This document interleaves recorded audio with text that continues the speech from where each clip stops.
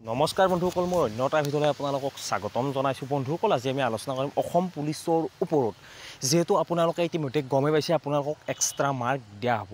এই এক্সট্ৰা মাৰ্কটো আপোনালোকক ফিজিকেল টাইমত দিয়া হ'ব নে ৰিটেন এক্সামৰ টাইমত দিয়া হ'ব নে একেলগে মুঠ কৰি নম্বৰটো পিছত দিয়া হ'ব, গোটেইখিনি মই জনাম। লগতে আপোনালোকৰ বাবে বেয়া খবৰো আছে অসম পুলিচৰ ফালৰ পৰা। এই সকলৰ বাবে বেয়া খবৰ কি খবৰ মই এই ভিডিঅ'টোৰ মাধ্যমেৰে সবিশেষ জনাবলৈ চেষ্টা কৰিম। যদি মোৰ চেনেলটোত প্ৰথমবাৰ কাৰণে ভিজিট কৰিছে তেতিয়াহ'লে মোৰ চেনেলটো ছাবস্ক্ৰাইব কৰক আৰু কাষত থকা বেল আইকনটো প্ৰেছ কৰক। চাওক বন্ধুসকল, আপোনালোকে ইতিমধ্যে গমে পাইছে অসম পুলিচৰ ফিজিকেল জুলাই মাহত হ'বলৈ গৈ আছে আৰু CM ছাৰে কোৱা মতে আপোনালোকৰ জুলাই মাহতে এডমিট কাৰ্ডটো আহি যোৱাৰ সম্ভাৱনা আছে। কাৰণ CM ছাৰে নিজে উল্লেখ কৰিছে জুলাই মাহত আপোনালোকৰ ফিজিকেল এডমিট কাৰ্ডটো আহি যাব। তাৰমানে এইটোৱে বুজা গৈছে যে জুলাইৰ মধ্যভাগ বা শেষ ভাগৰ পৰা আপোনালোকৰ ফিজিকেল আৰম্ভ হৈ যাব।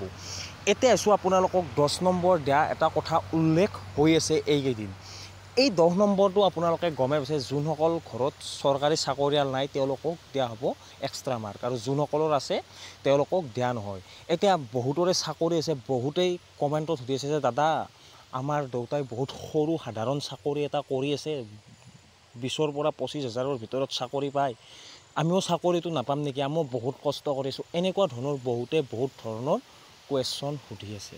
এতিয়া আপোনালোকে গমে পাইছে যোনসকলৰ ঘৰত চৰকাৰী চাকৰিয়াল থাকিব তেওঁলোকক মাৰ্ক দিয়া নহ'ব, যিহেতু CM ছাৰে নিজে উল্লেখ কৰিছে। আপোনালোকে সেইটো কথা ভালদৰে গম পাইছে।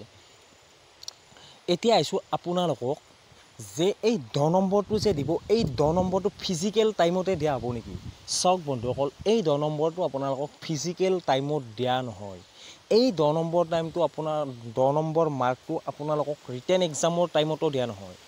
ফিজিকেল আৰু ৰিটেন এক্সামৰ মাৰ্ক লগ লগাই তাৰ পিছতহে আপোনালোকক এই 10 মাৰ্কটো দিয়া হ'ব। আৰু এনেকুৱাও নহয় যে কেৱল চাকৰি নথকা পৰিয়ালৰ ল'ৰায়ে গোটেইখিনি এইবাৰ অসম পুলিচত চাকৰি পাব, এইটো কথা নহয়। চাকৰি থকা ল'ৰা ছোৱালীয়েও চাকৰি পাব।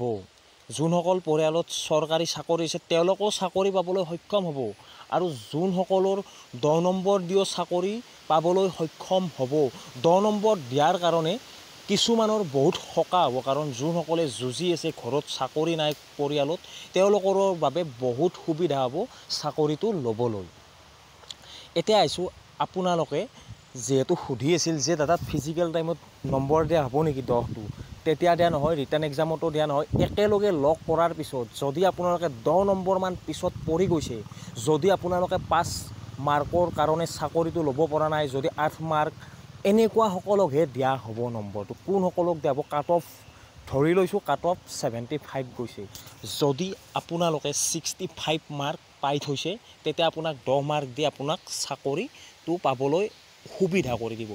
যদি আপুনি 70 মাৰ্ক পাইছে, 75 কাট অফ গৈছে, তেতিয়া আপোনাক 10 মাৰ্কটো দিয়া হ'ব, তেতিয়া আপোনালোকৰ 80 হৈ যাব। এনেকুৱা ল'ৰা ছোৱালীখিনিহে সুবিধাটো দিয়া হ'ব। আপোনালোকে ইতিমধ্যে গমে পালে চাকৰিত থকা ল'ৰা ছোৱালীও চাকৰি পাব, আৰু যোনসকল পৰিয়ালত চাকৰি নাই তেওঁলোকেও চাকৰি পাব, আৰু থকাসকলেও চাকৰি পাব। এতিয়া আহিছোঁ বেয়া খবৰ এইটোৱে যে আপোনালোকে গমে পাইছে জুন জুলাইৰ পৰিৱেশ অসমৰ কেনেকুৱা, বতাহ বৰষুণ বানপানী ইমান ৰ'দ। এতিয়া বহুতে ক'ব দৌৰিব নোৱাৰিলে ভিডিঅ' বনাব নোৱাৰিলে, এইটো কথা নহয়।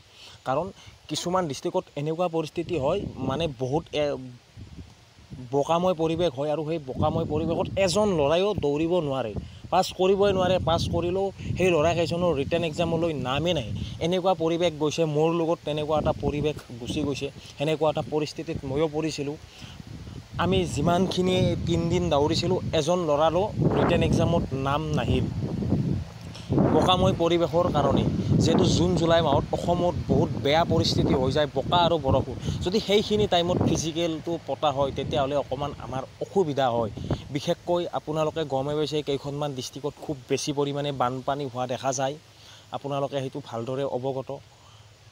যিহেতু আপোনালোকৰ ফিজিকেল আহি পালেই জুলাই মাহত, আৰু আপোনালোকৰ হাতত বেছি সময় নাই বুলিয়ে ক'ব লাগিব। মাত্ৰ আপোনালোকৰ হাতত 50 দিন বা 60 দিনৰ ভিতৰত আপোনালোকে টাইম পাব। এইখিনি টাইমত আপোনালোকে নিজকে প্ৰস্তুতি কৰি লওক, কাৰণ ফিজিকেল আপোনালোকৰ আগত আহি আছে। আজিৰ ভিডিঅ'টোত এইখিনি। আজিলৈ আহিছোঁ। জয় হিন্দ, জয় ভাৰত।